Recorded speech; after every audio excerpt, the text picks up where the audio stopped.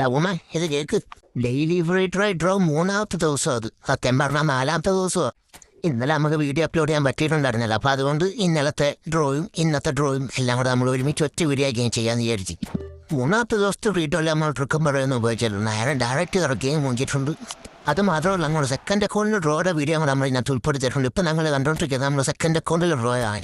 ഏതെങ്കിലും ഒരെണ്ണത്തിൽ കറക്കി കിട്ടിയാലൊന്നും വിചാരിച്ച് ഈ രണ്ടും എടുത്തിച്ച് ഇറക്കുന്നത്. അപ്പോൾ അത് രണ്ടും മൂഞ്ചി കിട്ടി.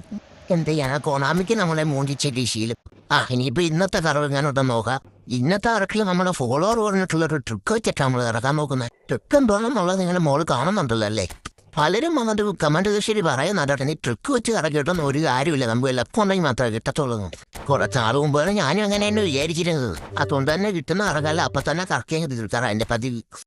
പിന്നെ പഴവിലോ വീഡിയോസിനകത്ത് കാണുമ്പോൾ ആണോ ട്രിക്ക് വെച്ച് ഇറക്കുന്ന എല്ലാം വൈരന്മാർക്ക് എങ്ങനെയൊക്കെ ഉടനെ എവിടുന്നേലൊക്കെ കിട്ടും.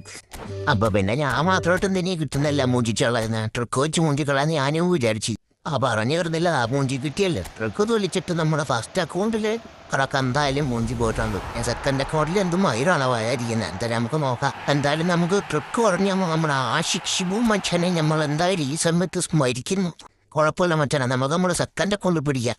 ഈ സെയിം ട്രിക്ക് അനുഭവിച്ച് നമ്മളാണ് സെക്കൻഡ് അക്കൗണ്ടിൽ കറക്കാൻ മാഫി.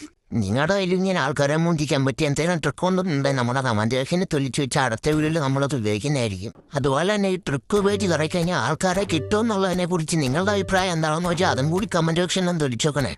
നമുക്ക് നോക്കാമല്ലോ ഇതിന് അടിപിടിക്കുന്ന എത്ര പേരുണ്ടെന്നോ.